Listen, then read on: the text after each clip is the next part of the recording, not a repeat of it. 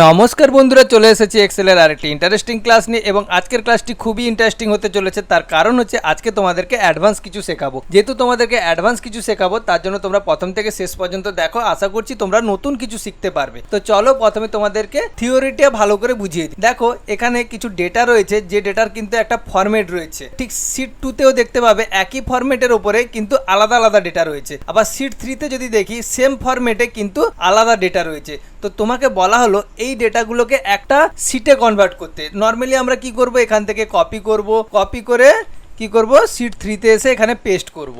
কিন্তু তোমাকে বলা হলো যে এইভাবে তো করছো ঠিক আছে, কিন্তু আমি একটা ফাইনাল শিট চাইছি যেখানে আমরা এই শিটগুলোর উপরে কাজ করলে ওই ফাইনাল শিটটা কিন্তু অটোমেটিক্যালি চেঞ্জ হবে। অর্থাৎ এখানে যদি আমি ইমন পট্ট এই নামটা যদি চেঞ্জ করি, এটা এই শিট 3কে যদি আমি ফাইনাল ধরি, এখানে আমার ইমন পট্টের শিটটা চলে আসবে। আমি যদি কপি করি, এইভাবে কপি করে এখানে যদি পেস্ট করে দিই, তাহলে আমার কি হবে, এখানে ইমন পট্টর কিন্তু ডেটা চলে এসেছে। কিন্তু আমি চাইছি এই ফাইনাল ডেটাতে যখনই ইমন পট্টর নামটা চেঞ্জ করব, অটোমেটিক্যালি এখানে চেঞ্জ হয়ে যাবে। নর্মালি কিন্তু এভাবে করলে আমি যদি চেঞ্জ করি, সাপোজ এখানে ইমন পট্টর জায়গায় সুমন দিলাম, এবং যখন আমি শিট 3তে আসছি তখন দেখতে পাবে এখানে দেখো ইমন পট্টই থেকে গেছে, মানে সুমনে পরিবর্তন হয়নি। এটা কিভাবে করব আমি, যে এমন ভাবেই সিস্টেমটাকে তৈরি করব বা আলাদা একটা শিটে সমস্ত ডেটাকে একটা জায়গায় মার্জ করব, যেখানে কিন্তু আমি এই ছোট ছোট ফাইলগুলোতে চেঞ্জ করলেও যেটা ফাইনাল শিটটা তৈরি হবে সেখানে কিন্তু অটোমেটিক্যালি চেঞ্জ হবে। এর জন্য কিন্তু তোমাদেরকে বললাম আজকে একটু শেষ পর্যন্ত দেখো। আজকের ক্লাসটা একটু বড় হতে পারে, তো তোমরা ভালো করে দেখো। আশা করছি তোমরা নতুন কিছু শিখবে।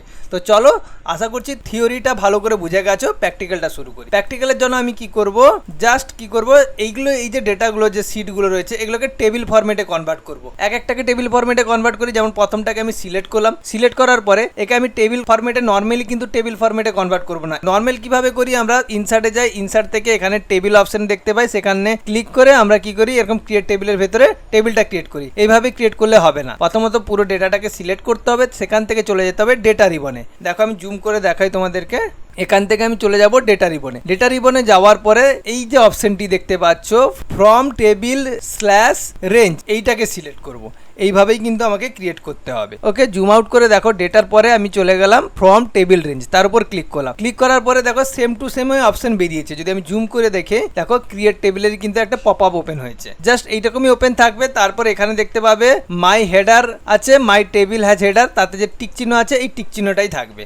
তারপর ওকে করে দিলাম। কিন্তু এখানে ওকে করার পরে কিন্তু টেবিল ক্রিয়েটার আগে একটি নতুন পপ আপ ওপেন হয়েছে, যার নাম কিন্তু দেখতে পাচ্ছ তোমরা। এখানে নতুন একটা পপ আপ ওপেন হয়েছে, পাওয়ার কোয়ারি এডিটর, এইরকম একটি পপ আপ ওপেন হবে। সেখান থেকে আমরা কি করব, এখানে সাইটে দেখতে পাবে ডান দিকে নেম আছে, এই জায়গাটা আমি নেম পরিবর্তন করব। এখানে টেবিল 1 আছে, এই নামটাকেও রাখতে পারো। তো আমি আমার সুবিধার জন্য নামটাকে পরিবর্তন করবো, কারণ এই টেবিলটা কিন্তু পরবর্তীকালে ইম্পর্টেন্ট। ওকে, এই নামটা, তো এই টেবিল নামটাকে আমি ডিলিট করে আমি দিয়ে দিলাম ডেটা 1। যেহেতু আমার শিট 1 আছে, এটাকে ডেটা 1 দিয়ে দিলাম। দেখো আমি জুম করে যদি দেখাই তোমাদেরকে, এখানে কিন্তু ডেটা 1 দিয়ে দিয়েছি। তাহলে এইভাবে ক্রিয়েট করার সঙ্গে সঙ্গে নতুন একটা পপ আপ ওপেন হলো, যেখানে টেবিল 1 পাওয়ার কোয়ারি এডিটর। সেখান থেকে আমি কি করলাম, নামটাকে পরিবর্তন করলাম। পরিবর্তন করার পরে কি করব, এখানে দেখতে পাবে এই যে পপ আপটা ওপেন হয়েছে, সেখানে প্রথম অপশন ঠিক ফাইলের নিচে দেখো ক্লোজ গ্রুপের আন্ডার একটা পপ আপ আছে, যেটা হচ্ছে ক্লোজ অ্যান্ড লোডার। জাস্ট এর উপরে ক্লিক করব। ওকে, তাহলে এর উপরে ক্লিক করলাম। ক্লিক করার পরে দেখবে এটা টেবিল ফরম্যাটে কনভার্ট হয়েছে, এবং একটু ওয়েট করবে। লোড করার পরে দেখবে ইউনিক প্রসেস হয়েছে, মানে তার নিজস্ব একটা ফরম্যাট নিয়ে নিয়েছে। তুমি এটা চাইলে এখান থেকে চেঞ্জও করতে পারো। আমি চেঞ্জ করলাম না, সেম টু সেম রাখলাম। কিন্তু এখানে যে আমি নতুন যে টেবিলটা ক্রিয়েট করলাম, একদম দেখতে পাবে ডান দিকে এই জায়গাটায়। অর্থাৎ আমি যদি জুম করে দেখাই তোমাদেরকে, এখানে টেবিলটা ক্রিয়েট আছে, তার ঠিক ডান দিকে দেখতে পাবে এইখানে যে কোয়ারি 1-এর এখানে ডেটা 1 বলে চলে এসছে, এবং এখানে কতগুলো রোল অর্ডার আছে সেটাও শো করে গেছে। এইভাবে সিলেক্ট হয়েছে। ঠিক সেমভাবে এখানে যদি আমি জুম করি দেখতে পাবে আমার কিন্তু শিট 1-এর ডেটা আছে, এবং ডেটা 1-এর নতুন একটা কিন্তু শিট তৈরি হয়েছে। ঠিক একইভাবে শিট 2তেও তাই হবে, শিট 3তেও আমাকে তাই করতে হবে। তাহলে আমি শিট 2তে চলে গেলাম। শিট 2তে গিয়ে আমি কিন্তু ডেটাটাকে সিলেক্ট করে নিলাম। সিলেক্ট করার পরে সেমভাবে টেবিল ক্রিয়েট করব। ডেটা অপশনে যাব, সেখান থেকে ফর্ম টেবিল অ্যান্ড রেঞ্জ, তারপরে ঠিক সেমভাবে ক্রিয়েট টেবিল ক্রিয়েট হবে। হেডার ফাইলে কিন্তু সেই টিক চিহ্ন থাকবে। তারপর ওকে করার পরে সেম ভাবেই কিন্তু একটা নতুন পপ আপ ওপেন হবে, যেটা পাওয়ার কোয়ারি এডিটর। এখানে এসে আমি নামটা চেঞ্জ করে দেবো। জাস্ট নাম দিয়ে দিলাম ডেটা 2। দেখো এখানে দিয়ে দিয়েছি ডেটা 2। এরপরে আমি কি করব, এখানে ক্লোজ অ্যান্ড লোডারের উপরে ক্লিক করব। সেম ভাবে এখানে দেখতে পাবে ডেটা 2 কিন্তু লিস্ট চলে এসছে। দেখো এখানে ডেটা 2 লিস্ট চলে এসছে। ডেটা 1 আগে ক্রিয়েট করেছিলাম, ডেটা 2 চলে এসছে। এবং কিন্তু দুটো এখানে নিচে যদি আমি সিট তোমাদেরকে দেখাই, এখানে ডেটা 1 এখানে ডেটা 2 চলে এসেছে। আর সিট 1 থেকে ডেটা 1 তৈরি হয়েছে, আবার সিট 2 থেকে ডেটা 2 তৈরি হয়েছে। ঠিক সিট 3 থেকে আমি ডেটা 3ও তৈরি করব। তার জন্য কি করব, সিট 3 তে চলে যাব। সিট 3 তে গিয়ে আচ্ছা এখানে আমি এটাকে থিওরি দেখার সময় কপি করেছিলাম, এটাকে ডিলিট করে দিই। তাহলে আমার এইটুকুই টেবিল ছিল, জাস্ট এটাকে সিলেক্ট করে নেব। সিলেক্ট করে নেওয়ার পরে আবার ডেটা রিবনে যাব, সেখান থেকে আমি ক্লিক করব ফ্রম টেবিল স্ল্যাশ রেঞ্জ, তার উপর ক্লিক করব। সেম ভাবে ক্রিয়েট টেবিল একটি পপ আপ ওপেন হবে, সেখানে ওকে করব। ওকে করার পরে পাওয়ার কোয়ারি এডিটর ওপেন হবে, তার সেখান থেকে আমি এখানে টেবিল নেমটাকে চেঞ্জ করব ডেটা 3। এরপরে ক্লোজ অ্যান্ড লোডারের উপর ক্লিক করব।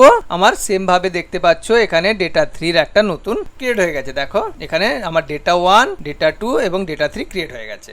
ওকে, এইভাবে ক্রিয়েট করলাম। এবং যদি আমি সিটের দিকে নিচের দিকে দেখি, দেখতে পাবে ডেটা 1 হয়েছে সিট 1 থেকে, ডেটা 2 হয়েছে সিট 2 থেকে, আর ডেটা 3 হয়েছে সিট 3 থেকে। একইভাবে আমার ক্রিয়েট হয়ে গেল।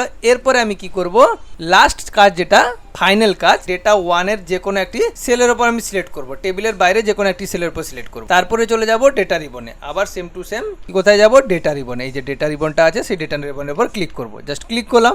ডেটা রিবনে ক্লিক করার পরে আমি করব এই যে ডেটা রিবন, তারপর একদম প্রথম অপশন দেখতে পাচ্ছ গেট ডেটা আছে, জাস্ট এর উপর ক্লিক। ওকে, তাহলে গেট ডেটার উপর ক্লিক করলাম। ক্লিক করার পরে এখানে দেখো কম্বাইন কোয়ারি আছে, আমি যদি জুম করি দেখতে পাবে কম্বাইন কোয়ারিজ, জাস্ট এর উপরে ক্লিক করব। তারপর সেখান থেকে আমি ক্লিক করব অ্যাপ এন্ডের উপর ক্লিক করব। তাহলে আমি কি করলাম, গেট ডেটার উপর ক্লিক করলাম, কম্বাইন কোয়ারি, তারপরে অ্যাপ এন্ডের উপর ক্লিক করলাম। এরপরে একটু ওয়েট করার পরে দেখবে অ্যাপ এন্ডের একটা পপ আপ ওপেন হয়ে গেছে, দেখতে পাচ্ছ অ্যাপেন্ডের একটা পপ আপ ওপেন হয়ে গেছে। এবং এখানে দেখতে পাবে 2 টেবিলস আছে, 3 অর মোর টেবিলস, মানে আমার কাছে 2 টেবিল নয়, তিনটে টেবিল আছে। এবং 3টে কেন, এখানে যদি 100টা টেবিলও থাকে তাহলে 3-এর ওপরে যদি আমি ডেটাটাকে ইউজ করতে যাই তাহলে এই চেকবক্সটাকে ক্লিক করব। তাহলে আমি এই চেকবক্সটাকে ক্লিক করলাম। ক্লিক করার পরে দেখো এখানে কিন্তু চলে এসছে আমার 3টে টেবিলের নাম, ডেটা 1, ডেটা 2, ডেটা 3। জাস্ট এখানে ক্লিক করব।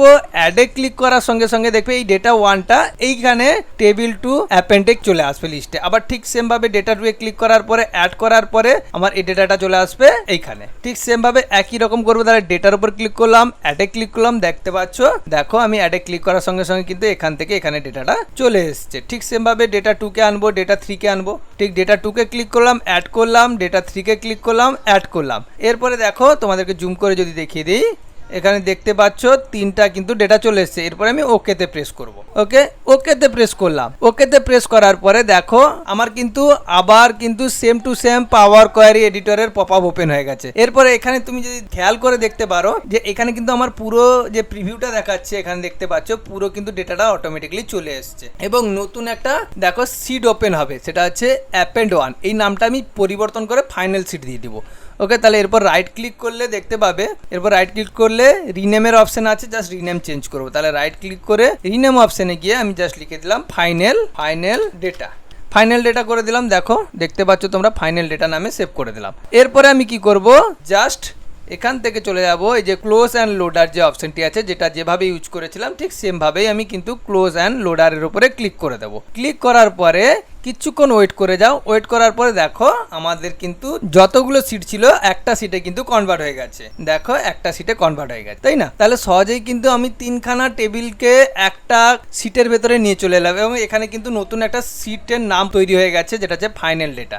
ডেটা 1, ডেটা 2, ডেটা 3, এরপরে আমার ফাইনাল ডেটা পেয়ে গেলাম। এবার এই ফাইনাল ডেটার একটা ম্যাজিক কি আছে, জাস্ট আমি যদি সিট 1, এই যে সিট 1 দেখতে পাচ্ছ যেখানে আমার র ফাইলটি ছিল, সেখানে যদি আমি ডেটা চেঞ্জ করি তাহলে অটোমেটিক্যালি এখানে চেঞ্জ হবে। দেখো সিট 2 এ ধরো সাপোজ আমি ইমনের জায়গায় লিখে দিলাম সুমন দাস। এবারে আমি সুমন দাস লেখার পরে আমি যদি ফাইনাল ডেটাতে যাই এবং জুম করে তোমাদেরকে দেখাই, তাহলে ইমন পট্টই কিন্তু আছে, দেখতে পাচ্ছ এখানে দেখতে পাচ্ছ ইমন পট্টই আছে, আমার কিন্তু পরিবর্তন হয়নি। তাহলে পরিবর্তন কি করে হবে, আমি তো সিট 1 এ তো সুমন দাস লিখে দিয়েছি 2 রোল নাম্বার, তাই না? এখানে কিন্তু ফাইনাল সিটে আমার পরিবর্তন হয়নি, 2 এ কিন্তু ইমন পট্ট আছে। তার জন্য আমি কি করব, এখানে যে কোয়ারি একটা নতুন রিবন তৈরি হয়েছে, দেখো এখানে আমি যে ডেটার পরে দেখতে পাচ্ছ এখানে কোয়েরি বলে একটি নতুন রিবন তৈরি হয়েছে, জাস্ট তার উপরে ক্লিক করব। ক্লিক করার পরে এখানে রিবনের ভেতরে দেখতে পাবে, এই রিবনের ভেতরে রিফ্রেশ আছে, লোডারের যে গ্রুপটি রয়েছে সেখানে রিফ্রেশ অপশনটি রয়েছে। জাস্ট কি করব, এখান থেকে আমি রিফ্রেশে ক্লিক করব এবং দেখো এখানে কিন্তু আমার ডেটাটা পরিবর্তন হয়েছে। তার মানে কি, আমি যদি এই রো ডেটা নিয়ে কাজ করি, এই রো ডেটা অর্থাৎ সিড 1, সিড 2, সিড 3-তে যাই চেঞ্জ করি বা আমি যদি কোডও চেঞ্জ করি, যেমন এখানে আমি দিলাম 512, ওকে 22 রোল নাম্বার তিথি প্রামাণিক 512। যদি আমি ফাইনাল সিটে গিয়ে আমি যদি কোয়ারি থেকে রিফ্রেশ করে দেই, তাহলে আমার এখানে কোথায় চেঞ্জ করেছি, এই যে 22 রোল নাম্বার 512। দেখো আমি ফাইনালে যদি 22 রোল নাম্বার দেখি, দেখো 512 দেখতে পাচ্ছ, আমার কিন্তু সহজেই ডেটাটা পরিবর্তন হয়েছে। এই যে ইউনিক প্রসেস, এটার জন্যই তোমাদেরকে বললাম আজকে অ্যাডভান্স লেভেলের কিছু দেখাবো। তো তার জন্য আশা করছি আজকের ক্লাস থেকে তোমরা অনেকটাই অ্যাডভান্স কিছু নতুন শিখতে পেরেছো। যদি ভালো লেগে থাকে অবশ্যই চ্যানেলটিকে সাবস্ক্রাইব করো, এই ধরনের আরও অ্যাডভান্স অনেক ট্রিক্স নিয়ে আসবো। তো আশা করছি আজকের ক্লাস থেকে নতুন কিছু শিখতে পেরেছো। যদি শিখে থাকো তাহলে সাবস্ক্রাইব করো, যারা সাবস্ক্রাইব করে রেখেছো অসংখ্য ধন্যবাদ। বাই।